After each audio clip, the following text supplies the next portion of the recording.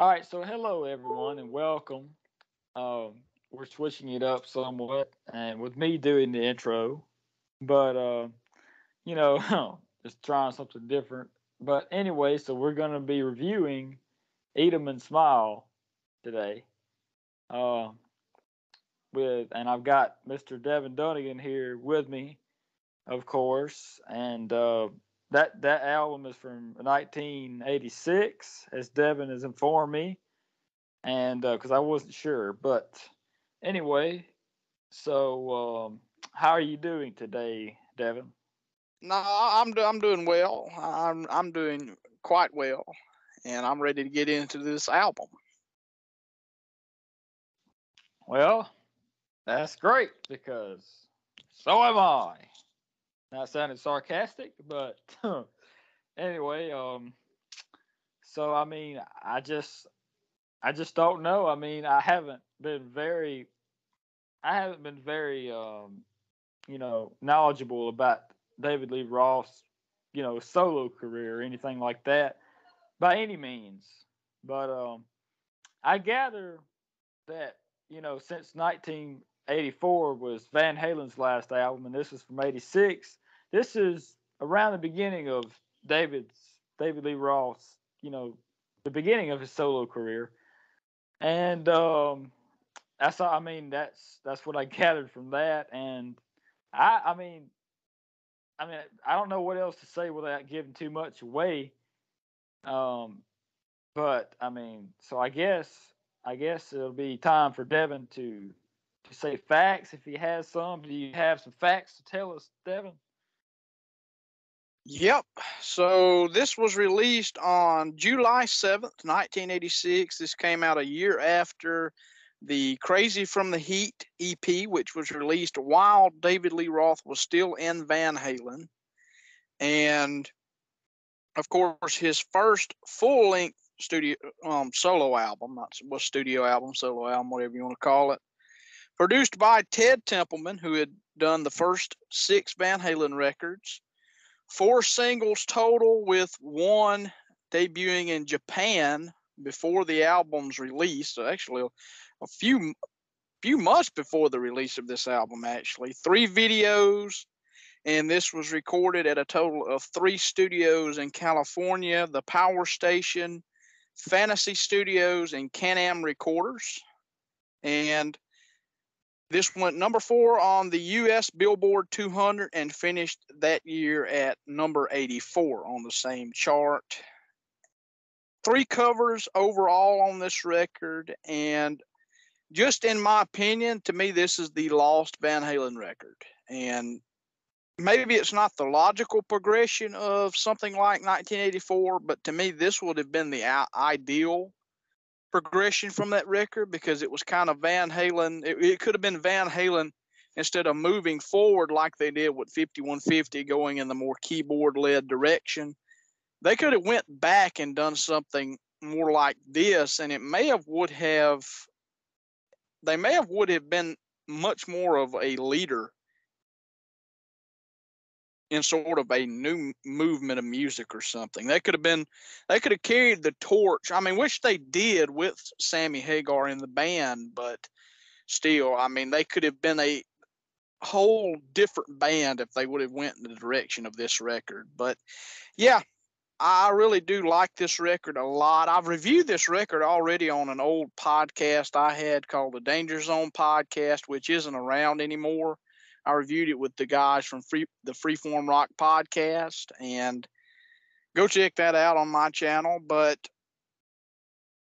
overall, I just think this album, to me, it's better than 5150 as a record. I think it sounds much more like traditional Van Halen, but it also kind of gives you a hint at where Diamond Dave would go on his succeeding solo records, and maybe we'll review those at some point, because those are very interesting albums because they're all so different from one another.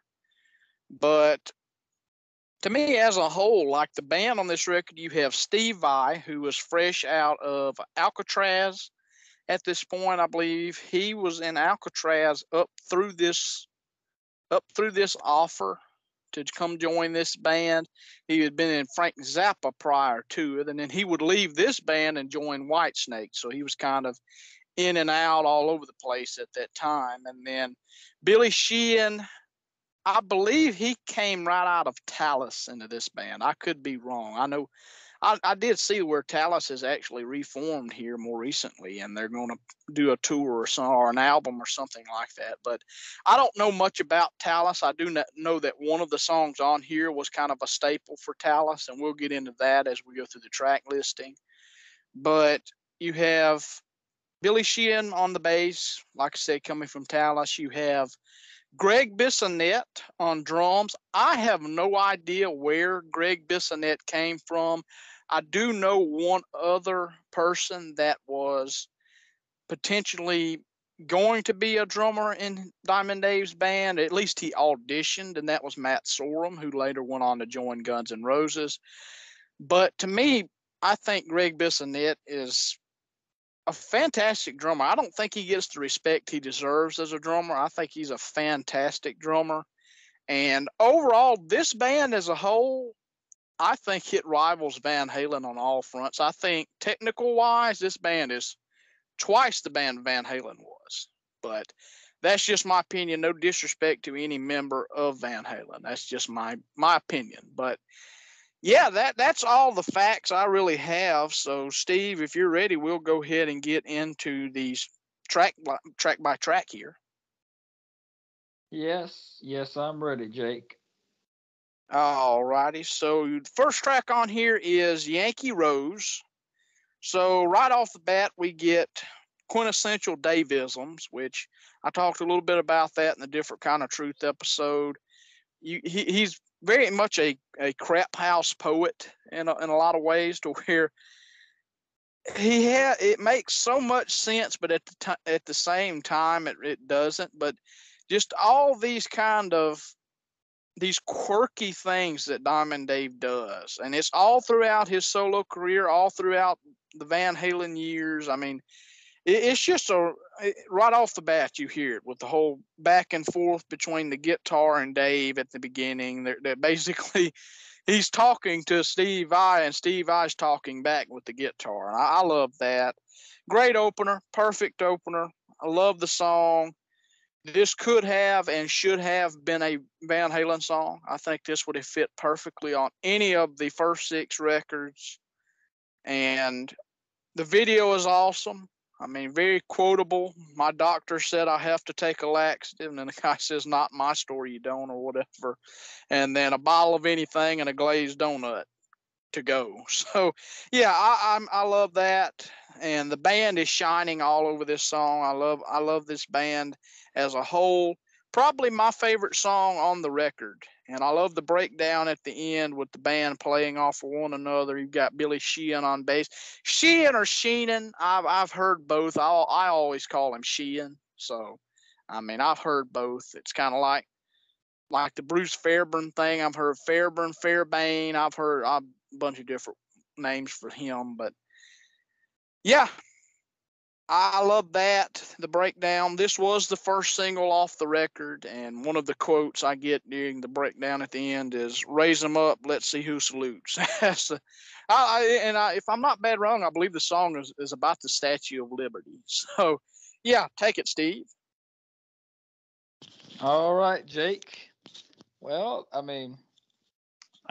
first of all, I would like to say I just don't know, and what I mean by that is this band, like you said, it's a tight band and all, but the first impression I got through this record, maybe not with this first song.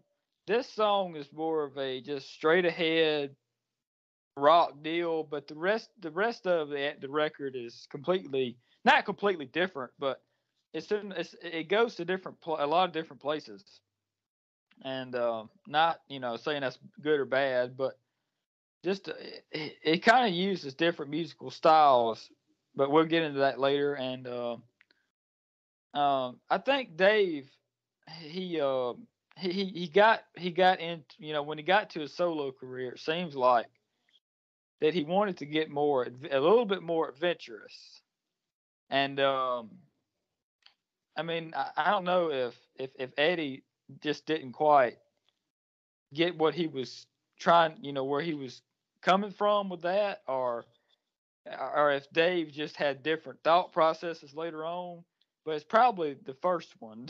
But anyway, but I think, I think this is a really good song, and this would be a little bit more in vein of something that Van Halen would do, but the rest to me is really isn't, in a lot of ways.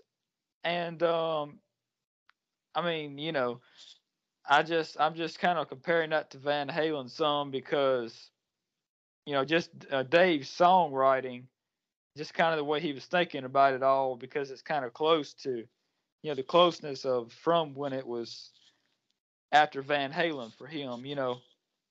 But and wouldn't be the last, but that's totally and very besides the point, and I digress.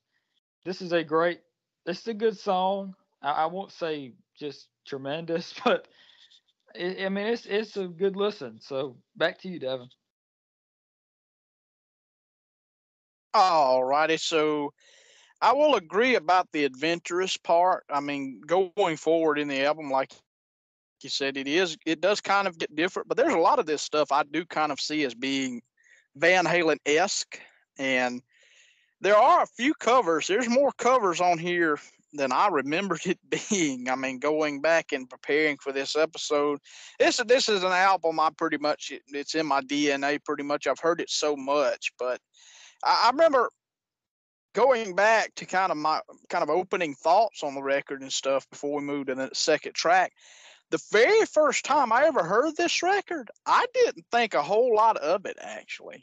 For very first time I heard it, I was like, this is a good record, but it's really, truly nothing special for me. And it took many, many listens, kind of like A Different Kind of Truth was. But it took a lot of listens for me to get into this one. And it wasn't until I did the review on my channel way back that I was like, this is a freaking great record. But I mean, I remember saying at one time his album, Your Filthy Little Mouth, was better than this, which I mean, no, that's definitely not the case. But I do like that record, which I'm sure we'll get around to reviewing at some time. But talking about a little bit more on the adventurous side, I mean, he had a movie at one point. He was going to do a movie. I believe it was called Crazy from the Heat. It was going to be for CBS Films, I believe. And I believe the only reason they didn't make it was because the film studio fell through or something. I think CBS, the studio, movie studio or whatever, just went basically pretty much defunct. But that's kind of interesting. I mean, he was kind of trying to do a whole bunch of things at one time. And if anyone in Van Halen was going to try to do his take in the movies or something, it would have to be Diamond Dave, because he's the most kind of in that showman sort of charisma. I can't even say the word. He has charisma, so he could do something like that, I'm sure. And the next track on here is Shy Boy. So as far as I know, this was originally done by the band Talus with Billy Sheehan in it. And this is classic Dave. I love the song. Billy Sheehan kills it on bass. These very fast and furious songs on this record seem to be a kind of a showcase to Billy Sheehan a lot. And this is always performed by like Steve Vai when he does some of his solo shows and stuff like that, or even some of like those M3 Fest things where you have like all the guitar players and stuff, or G3, not M3, but G3, when you have like all the guitar players and stuff, they'll do this song, because a lot of times they have Billy Sheehan there playing with them, so he usually sings it. And I like the Mr. Big version of the song. There's a live version out on YouTube, and I love that version. I think that's a really strong version. You have freaking Eric Martin singing, Billy Sheehan on bass, and then I can't remember the freaking guitar player. His name's on the tip of my tongue. I just cannot remember it right now. But that's a great version. The solos are amazing. The ending with the bass and the guitar in sync is awesome. And I think this could have been a very good single for the record, and I think it could have made a very, very decent single. And why this wasn't performed after this album with Diamond Dave, I don't know, because he never did pick this album up or this song up and perform it after the tour for this album. And I believe this opened the shows on the tour. So, Steven, take Shy Boy. Well, this song is, to me, nothing that really that good. I mean, it's just like some of David Lee Roth's stuff. I mean, I, I just I just don't really think is that great. It's just, to me, like it's like the song, in a way. It's like one called Bullet Head or something from Different Kind of Truth or something like that. Just the way that I think about it, like I just it's not that good. It's just not really a whole lot of melody to it. It's just like whatever, you know. But that's just the way I think about it. Maybe if I listened to it a lot more, it would strike me, but it hadn't struck me too much yet. But I mean, I don't know. I mean, like the band is really good and all, and I mean, Steve Vai. I wanted to make sure I made this point before I forgot that Steve Vai, pretty much took over this record, and he pretty much is this record to me. And I mean, obviously not completely, totally, but I mean, he's just his handprint is just all over it. I mean, or wherever you want to say it. And I mean, I don't know like the, what songs were covers or not, or who wrote what, or if Dave wrote all these with Steve Vai or not, or what, or if he had these songs before. I have no idea. But all I can tell you is that this particular record, the way it came out, Steve Vai, yep, great guitar player, and he took over it, and that's what really stuck out to me also. And I mean, this song is not all that good. I mean, that's about all I got to say, really. I mean, Dave Dave's solo career or whatever. I mean, it's like a little bit different, but not really, because it seems like whatever he's involved in, it, he kind of he wants to have a lot of control with. I can kind of tell that just because I do see a lot of similarities with the songwriting with him and Van Halen and this stuff. All I'm getting at is in Van Halen basically is that in Van Halen he pretty much had a whole lot of input with the structures and stuff in the songs too, not just lyrics. And but anyway, so besides that point, back to you, Devin. All right, and I just want to say that I could really picture Van Halen doing this song, just kind of, but maybe in a different arrangement. But I could totally, during the chorus, picture like Michael Anthony doing very good high background vocals to this song. But that's just kind of a small footnote, really, that I wanted to mention. First, I was going to say I didn't see Van Halen playing this or doing this song, but then I thought about it and I was like, well, could actually work, especially with having kind of the dynamic of Eddie and Mike on backing vocals. That actually probably would have worked pretty decent. But the next track on here is I'm Easy. So this is pretty much a bluesy kind of lounge track, kind of reminiscent of Crazy from the Heat, in a similar vein to something like Ice Cream Man or Big Bad Bill, or I put in my notes here basically a beefed up version of something like Just a Gigolo. It's kind of just a gigolo with a bunch of freaking great guitars in it. I like it a lot. I think it's a really good song. Short and to the point. I think it's like 2 minutes and 17 seconds or something. It's very, very freaking short. This was a cover of a Billy Field and Tom Price song. That's the writers of the song. I've never heard their version of it. And Roth actually covered another Billy Field song for Diamond Dave, the song Bad Habits. And this was a single only in Japan, and it was released before this album ever came out. It was released, I believe, in like March, is what I read. And that's on Wikipedia. Wikipedia could be totally freaking wrong, but I mean, just when I did research, that's what I put down. So, yeah, I like this song a lot. It's just bluesy Dave, and it's something that he constantly goes back to on all of these freaking, especially his solo records. I mean, he does a song like this pretty much on every single record he's ever done, except maybe one or two he actually didn't do something like this on. But yeah, Stephen, take I'm Easy.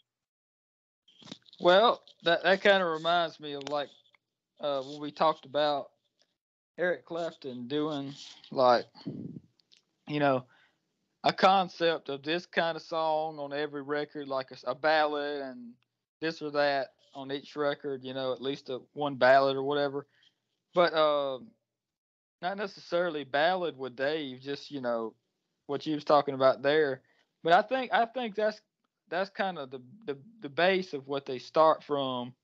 Like when you go in to record an album and you need something to work with, that's kind of something to use as a crutch sometimes. I think it's like covers, number one, and then number two, an idea of what kind of what you want out of it. You know, like a couple of songs like this or that to start off. You know, I mean, and Dave seems like the type that would probably do stuff like that. You know, and it seems like he was pretty open minded musically with this stuff, and you know, to let the it seems like maybe he let some of the band members come up with some different ideas, you know, but or either he just came up with, you know, and said, okay, well, I want it to sound this way, you know, whatever. And but anyway, this record in general, it has some very, I mean, it's very good musically. That's all I got to say. It's very very rich musically, and lots of different like rhythm changes and music changes, cool stuff. Probably a lot to do with Steve Vai, but I don't know a whole lot about him other than that he's a complete shredder.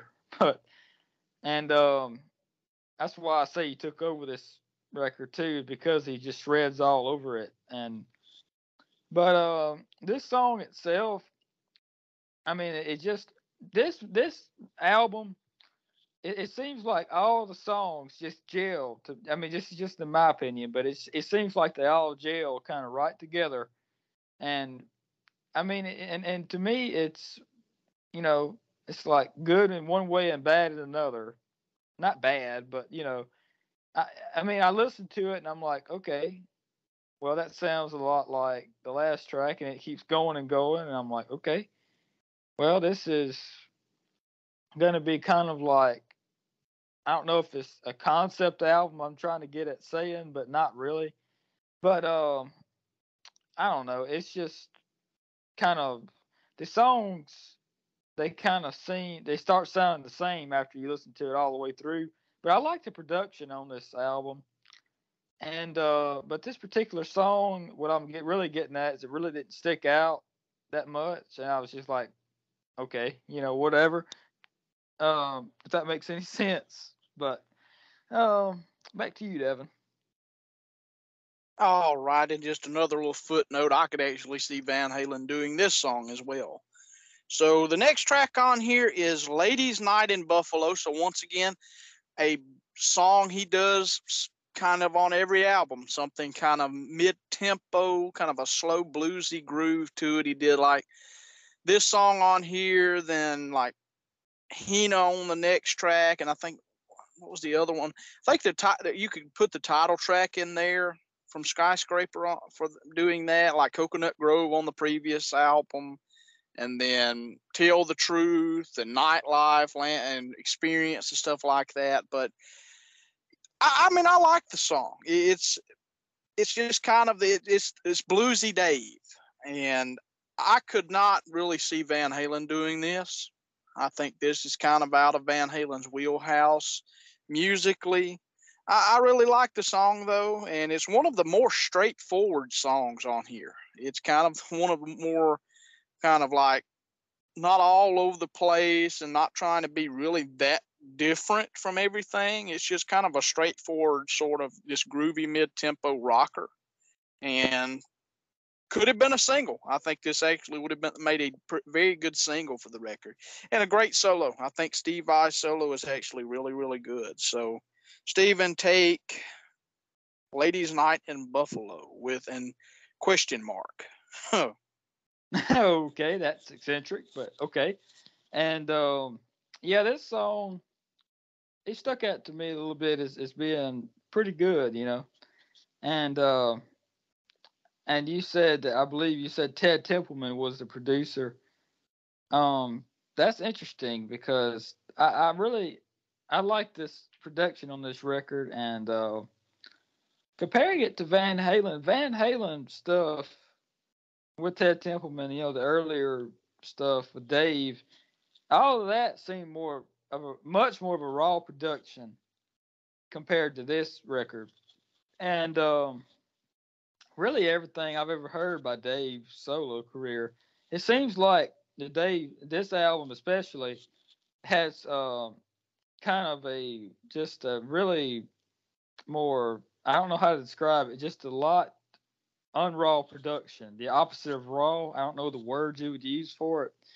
Um, but I don't know if it's beefed up or whatever, but there's just a lot of Polished. stuff polished. Yeah, that's a good word for it.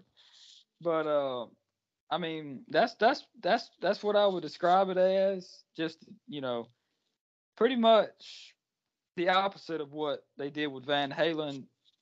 For whatever reason, Dave, I mean, he wanted to go that direction probably, and I'm kind of interested to know why exactly that Dave, I guess he chose Ted Templeman, or I mean that I'm kind of interested, you know, for that, because I do remember that I think I read in Eddie's book that, I mean, you know, I say Eddie's book, but it's not an autobiography, but it's like stuff he said anyway. So, but in interviews and stuff and such, but he the way he talked was like, he made it sound like pretty much that Ted was pretty much on, if I'm not mistaken, was on Dave's side most of the time, and they kind of they were kind of thinking the same way, and then Eddie was kind of going the opposite direction as them, like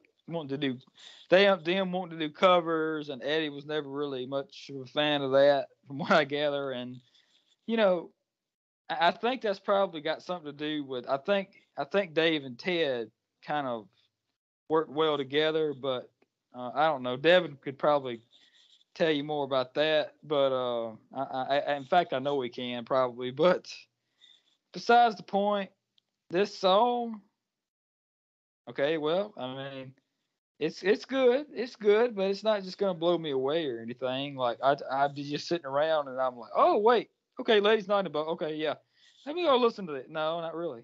I mean, no. So back to you, Devin.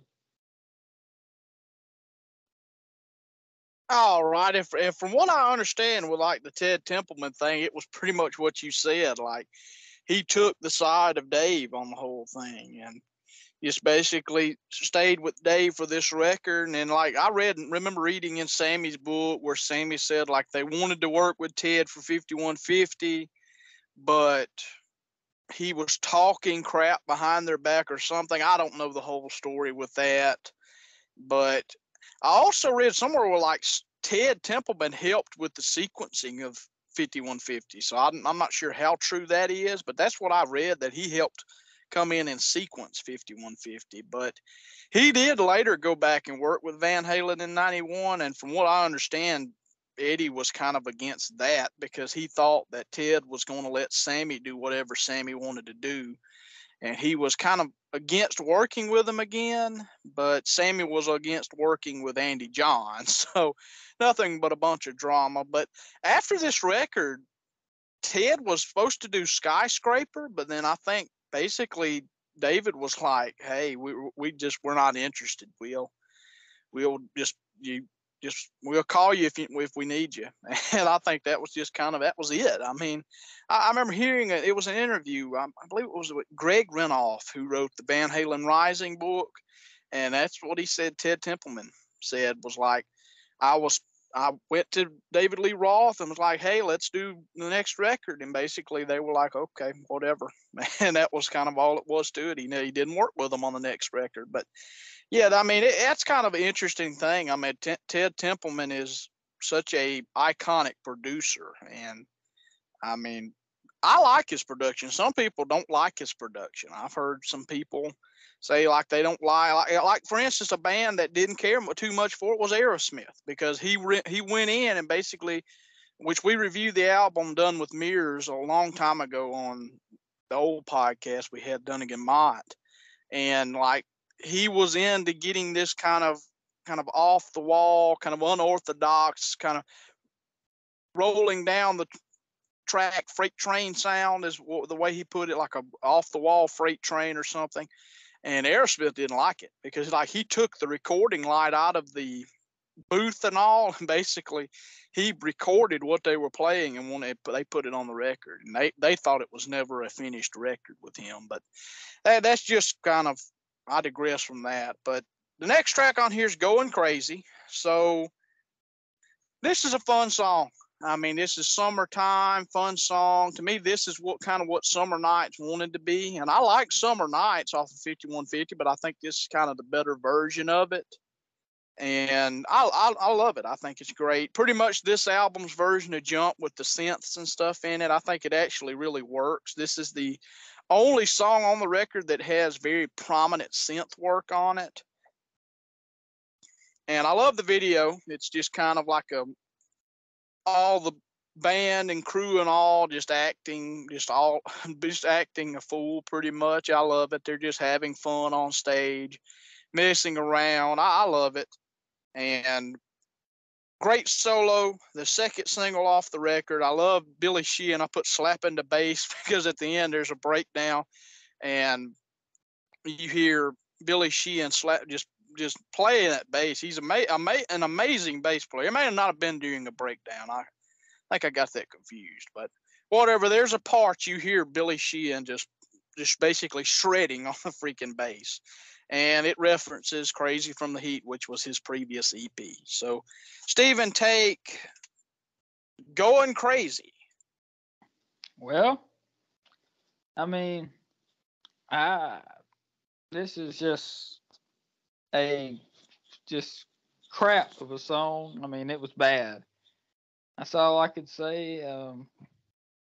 It just, I don't know. It just, Dave.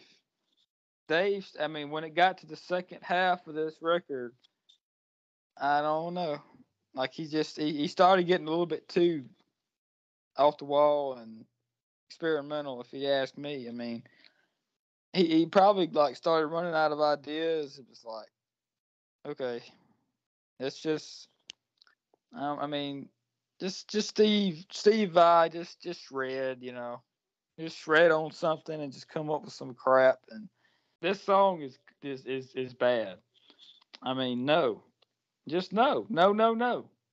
This song, simply put, I mean, it said it was going to do one thing and it didn't. Don't say you will if you won't. I mean, that's what Gene Simmons told us to do, and that's what they're doing. They said they will and they won't. So, I mean, that's the problem with this record. And I mean, that's the whole issue, because Gene, I mean, he kept them on track with Van Halen Zero, but for the rest of it was just crap on opposite days. So back to you, Devin. So we had to go off on our tangent of the night here. So yeah, I just had to. I just can't. I can't take any more of just straight ahead, great, clean episodes. So. oh yeah. So the next the next track on here is Tupatipu. The next the next track on here is Tobacco Road. So this is a great bluesy rocker. This has been covered by all kinds of people, most notably Edgar Winter. And this was originally done by John D. Loudermilk, whoever that is. I've never heard of him in my life until researching the album. Great solo on the record, on the song. I really like that, and this could have been a single. I like the song overall, and he actually brought this back to the set when he was doing like the Kiss shows and stuff when he was opening for Kiss on the End of the Road. So, Stephen, take Tobacco Road. Well, they should have found the end of the road on this one because it was bad. Um, this album should have been an EP too. I mean, and I think Dave should have just sung Spanish for the rest of this album. I mean, oh wait, did he already do that? Yes, he did. So thank you and welcome to the podcast. Um, and pretty much this song is bad. I mean, I just don't know because we're coming up on like 2 years of the podcast or something like that. I think that's what Devin said. And 2 years of stupidity, um, and 2 years of doo doo. Because I mean, I just don't know. Because this song is it's bad. This song is bad. This song's bad. It's a song, and it's definitely on the record, and it lost me. And I wish I would have lost it long before I heard it. But I wish it would spread wings and fly far away. And it puts me in mind of like a runaway train that derailed before it even started. So I don't know. It's a bad song. Back to you, Devin. All righty, and I also forgot this song is actually called Cigarette Street as well. So just a stupid end joke between me and Steven. So the next track is Elephant Gun, aka Donkey Pistol, as another one I came up with. So this is a sister song pretty much to Shy Boy. Hard and heavy, fast and furious. I just put yes in my notes. Billy Sheehan on the bass, just shredding it up throughout the whole entire song. This it's pretty much a showcase for Billy Sheehan. The first song that on this album that I would pretty much outright call filler. I think this was one probably that could have been left off the album, but I think the album probably would have been like 15 minutes if you'd have took this song off of it because this is short. But I just love the heaviness of it. I like the heaviness of this song quite a bit. And the solo by Billy Sheehan is amazing. Just a total showcase, like I said, for him. I like the solo by Vi as well. And this makes me fall out of a chair, but in a good way. And I fart. So, Stephen, take Elephant Gun or Donkey Pistol. This is going to be a heavily edited episode. But besides the point, I mean, like it seems like Dave was just. It got to a point where he said, "You know what? I've got a great band here. Let me just let them show off or whatever." They just wrote something random, and they recorded it, and he put lyrics over it. And I mean, that's about all that was to it. Like I said, the last basically half of this record is not good. Throw together. I mean, no. I mean, Halloween Ends, the extended cut, was much better than this in quality. And I mean, I saw that in the store, and it's bad. So I don't know. It's bad. It's bad. It's bad. So back to you, Devin. Alrighty, so the next track is Big Trouble. So this is kind of a mid-tempo, sort of funky song. I like it, totally off the wall lyric-wise, and it's kind of borderline rap in the delivery of the vocals and stuff. And the title of the song dates back to the song by Van Halen, Big Trouble, that later became Big River off of A Different Kind of Truth. And I don't know what any of this means, but it works. Once again, a crap house poet. And I like the melodic bridge that's on this song and a great solo. So I don't remember what I called this song when I did the little rearranging of the song titles earlier. So Steven, take Big Trouble. Big Trouble. I wish he would have sung this one in Spanish. That version was better. And I mean, Big Trouble. It's just nothing. Like, no, it's just not. I mean, Dave's solo career was just bad. I'm just kidding. But this record as a whole was good. But if you listen to each song like individually, it wouldn't make as much sense. That's kind of just an odd statement. But just, I mean, just that. I think that's kind of Dave's style anyway. I mean, if you listen to a song just by itself, you'd be like, okay, whatever. But the record is like, if you all the way through, you get it a little bit more, maybe. But I don't know. I just don't. I don't see it really. I mean, I, whatever. It's a good example of like really good production and lots of money probably spent on this or that. The band and the record, making of the record, and the producer, but there's just the song itself not being that great of a song. So there you go. I mean, and that's what I think a lot. One more comment about this: people run into that a lot. They have everything else going for them, but the songwriting, it's really good. Everything else, but I can kind of compare it to like the second half of Quiet Riot 3. I mean, it's really good production and all, but you're like the second half, you're just like, what in the world? Like, just cut it. Just don't. Like if it's not that. I mean, if you listen back to it and go, okay, this is not that good, just cut it off, slice it. Back to you, Devin. Alrighty, so the next track on here, Bump and Grind. So Sleazy Dave at his best. I dig it, and kind of reminds me of Walk This Way by Aerosmith. He'd also do something similar on A Little Ain't Enough with the song Last Call and Dropping the Bucket.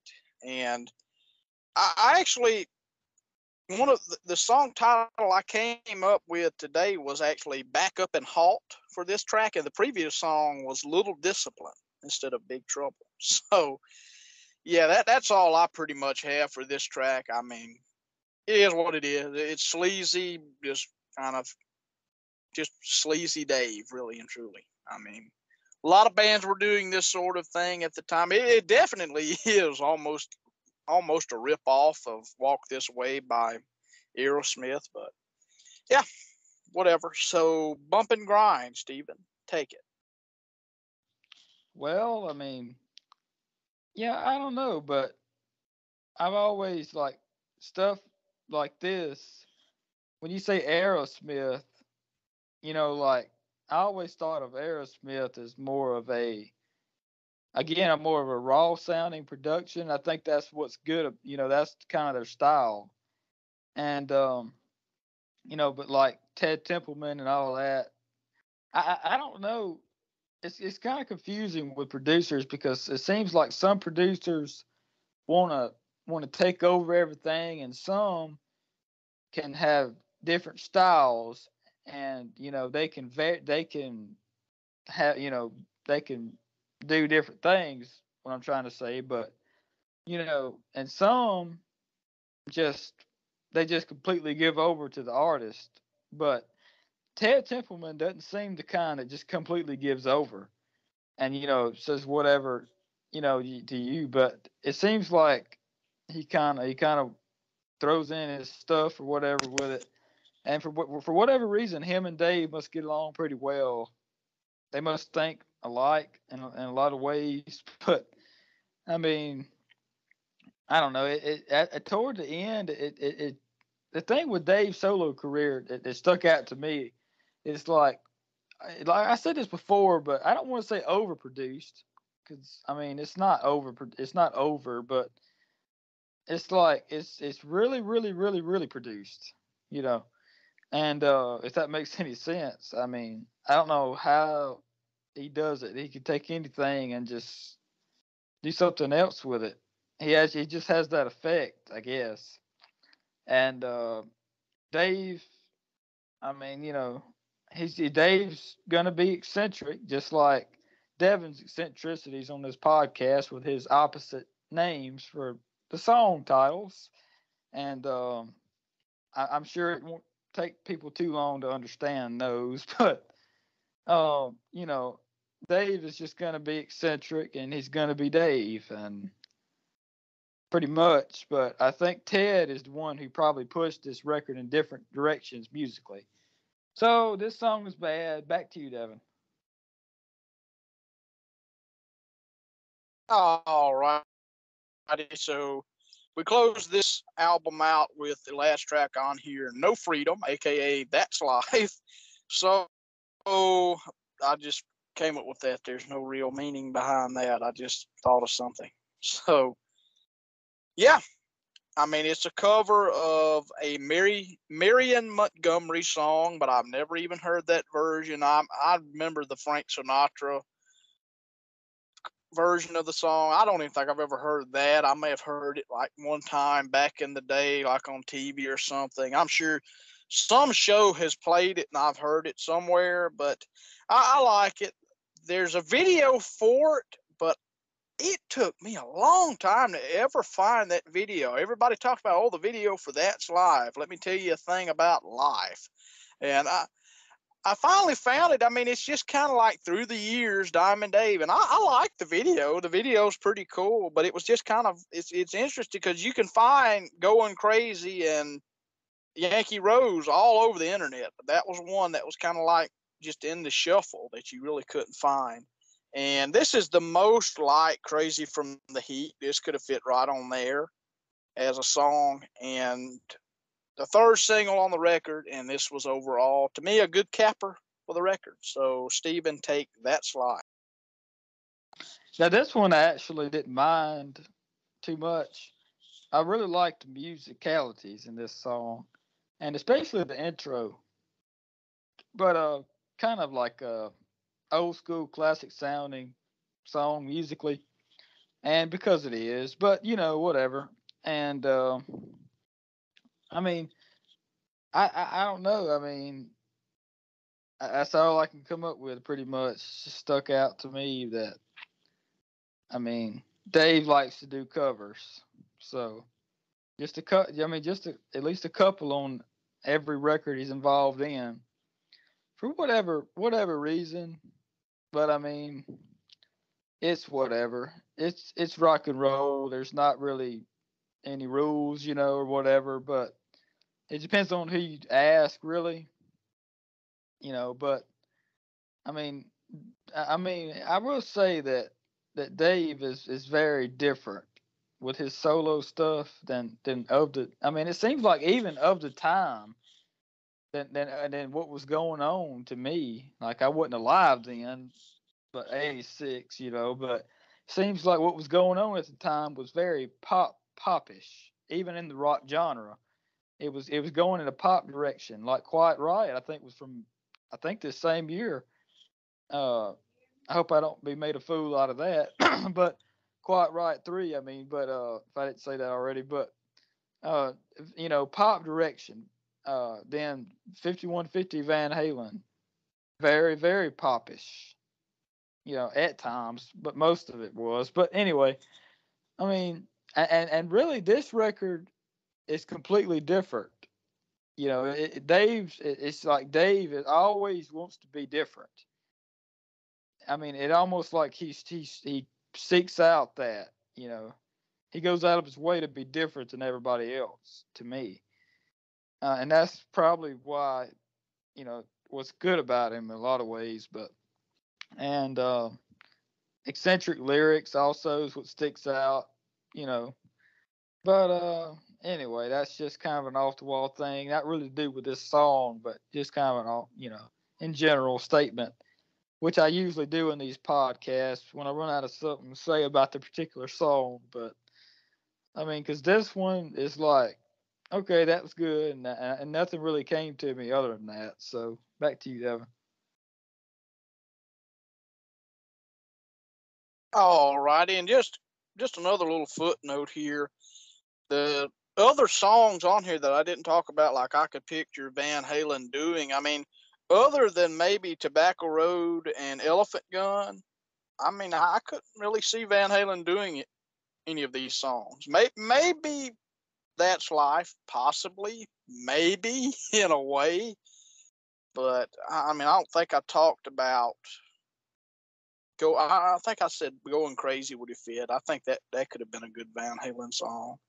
Maybe Tobacco Road and like I said, Elephant Gun, Tobacco Road, and this song maybe. But there is an unreleased song, so this hasn't been heard by anyone, and this doesn't exist anywhere really. It's kind of lore, and Billy Sheehan has talked about it. A song called Kids in Action by Max Webster, so another freaking cover. It was recorded but left off, assumably due to time restraints. But I really and truly think that it was left off due to it being another cover song. That's what I think. That's my theory to it. Because I mean, there's already several covers on here. Over half the album is cover songs, and then putting this on here would have been another one. So, I mean, and plus, I mean, how much can you put on a vinyl record? Like 15, I think 30 minutes all together on a vinyl, and then on CD it's 80 minutes or 80 minutes and some change or whatever. So, I mean, you could have maybe put it on CD as a CD only bonus track, because a lot of people had gotten to where they were doing that at the time, but it's never been released. Billy Sheehan was in Max Webster, so that's another connection. I think they went as far as David Lee Roth talking to, I believe Kim Mitchell was the guy in the band, and they recorded it, but it was not on the album, and it's never been released. No one's ever heard it. And then there is a demos session bootleg that's out there. It's on YouTube. You can hear it. And I remember I heard parts of it a long time ago, and I remember absolutely nothing about it. And from what I've heard from everyone, that it was pretty terrible. So, I mean, who knows? So, in conclusion, I mean, that's the album pretty much. In conclusion, I'll give this a solid 10 out of 10. It's a great record all the way through.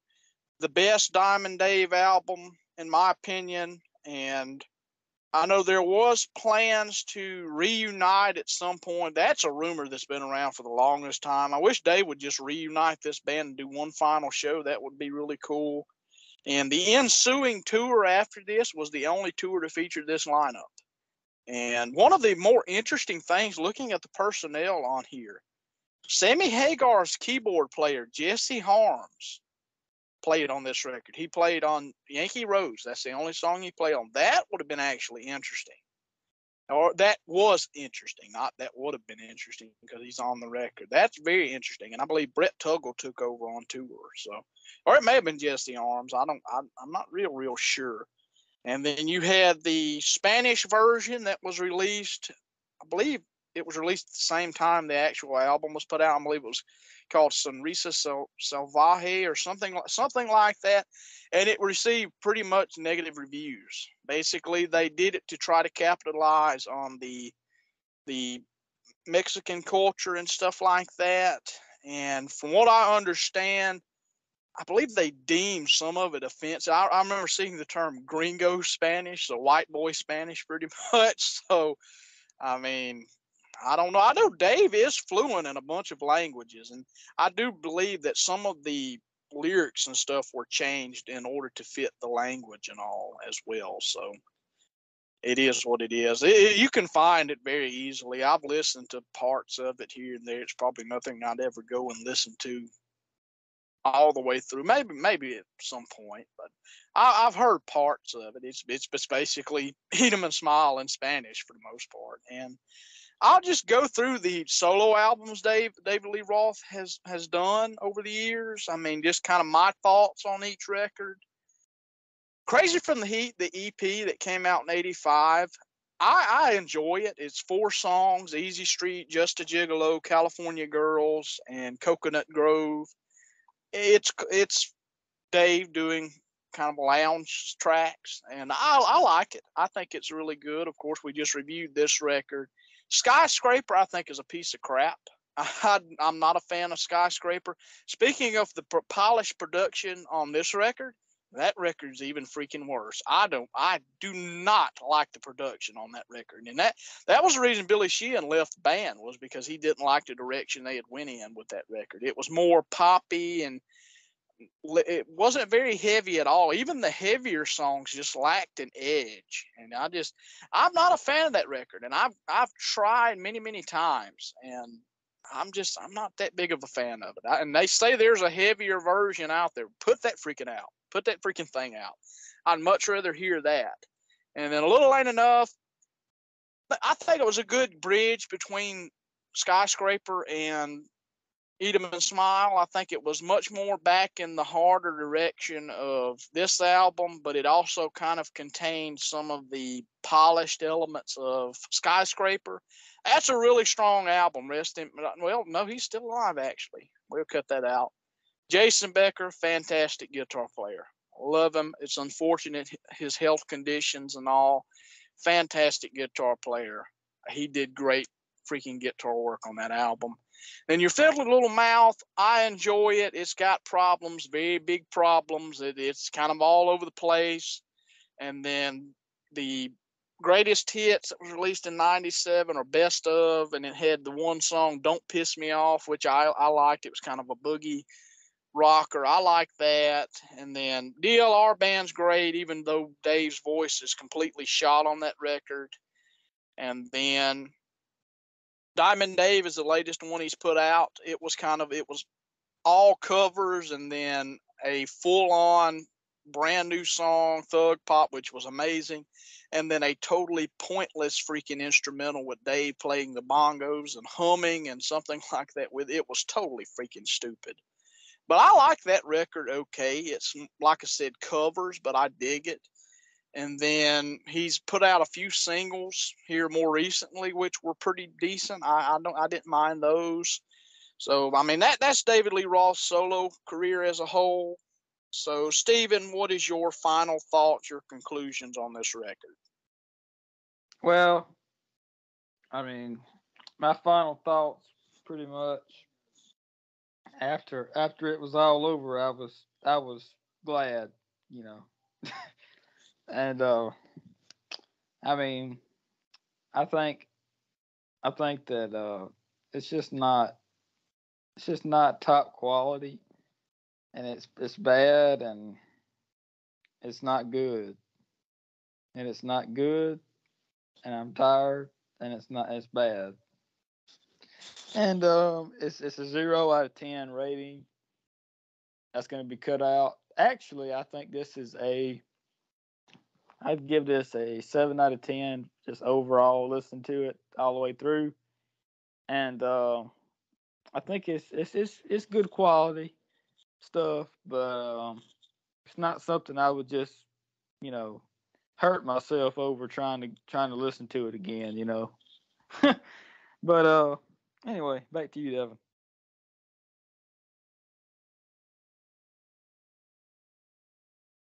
All righty. So Stephen, while you have the floor, do you have any picks of the week, movie and music?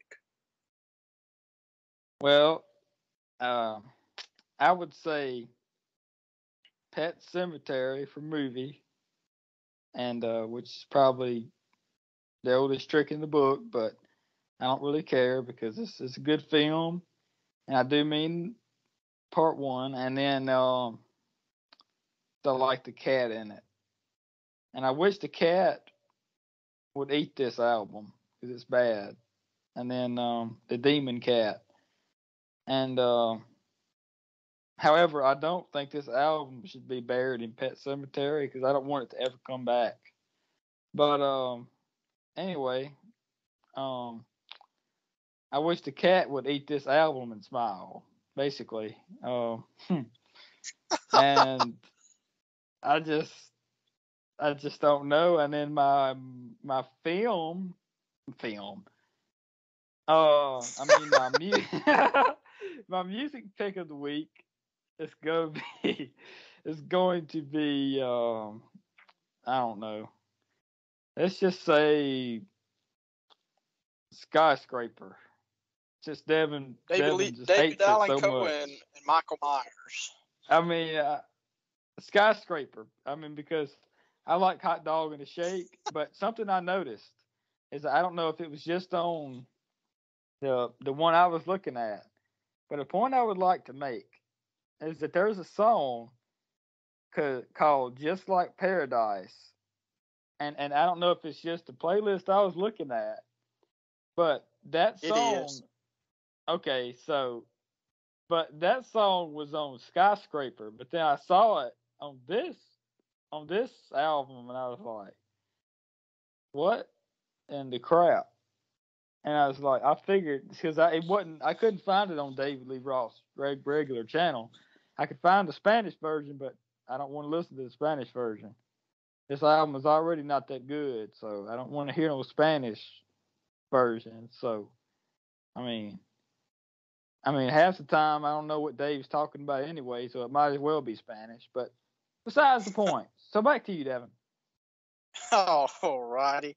And just talking about that, I mean, like Skyscraper, when I believe when it was re-released or something, they threw the 4 tracks from, or no, it may have been only 2 tracks from Crazy from the Heat on there to open the whole entire record up, which is very, very weird. It was, I believe, just a Gigolo and Coconut Grove, but California Girls were thrown in at the very beginning of the CD. So you got those 2 tracks and then Skyscraper as it was. So my picks of the week is Scream 2022. It's about to come out on home video in a couple of weeks.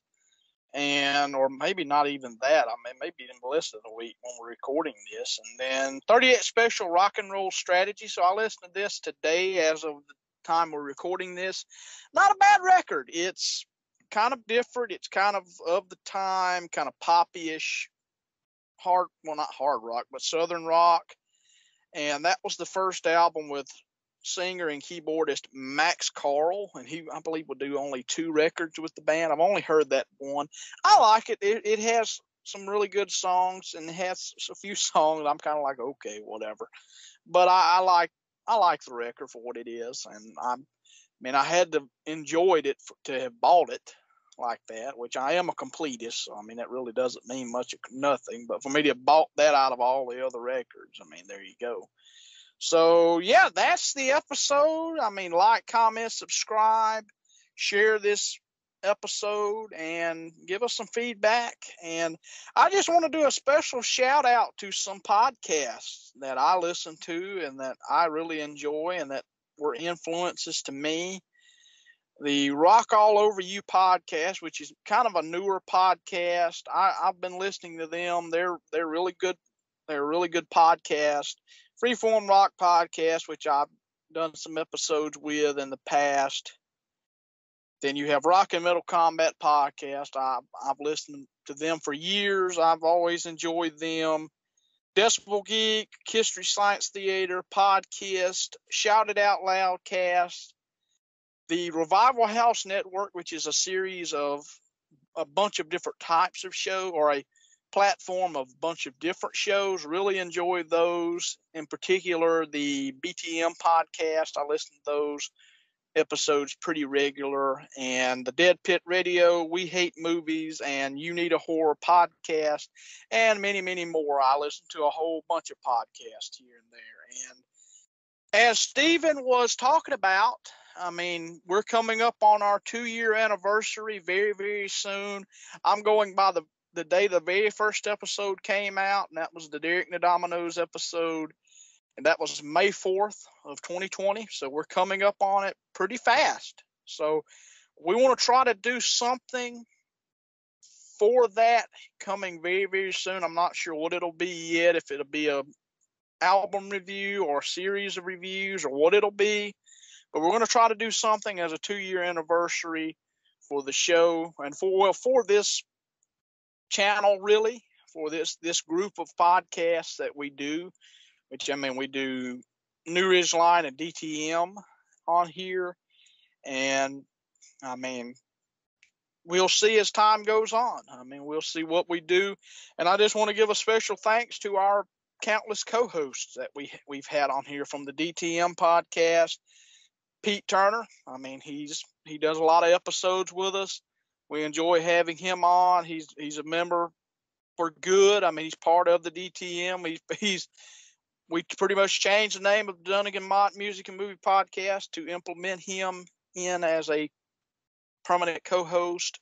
Dean Potts, which he's pretty much permanent as well. He's in and out from episodes and stuff like that. We've had him on a few episodes prior. And David Reese, he's been on one time, but we want to have him back eventually. So, I mean, that's just a special thanks. They've been with us throughout our journey doing this podcast and all. I mean, me and Steven started this, and we do it clearly basically the main reason we do it is because we enjoy doing the podcast. It's a fun thing to do, getting each other's opinions and stuff like that. And just, I can't wait to see what the future holds for the shows in general. And I mean, it's been an interest. I mean, we haven't always been an all the time podcast. We take breaks and do this, and it's mainly because of time and kind of like burnout factor, I guess is what you would call it. But I mean, we're going to try to get back now to where we're doing episodes pretty much weekly, and we've got a stockpile of episodes put back. So I don't know when you're exactly going to hear this episode, but I mean, the message will mean the same thing when you hear it. So, I mean, any final words, Stephen? You got anything else to say before we close it out? Dave has a fat neck. All righty. So, Stephen, thanks so much. And God bless you all. Stay safe, stay healthy, and stay free, stay frosty, and listen to great music. So, Stephen, do the honors. See you next time.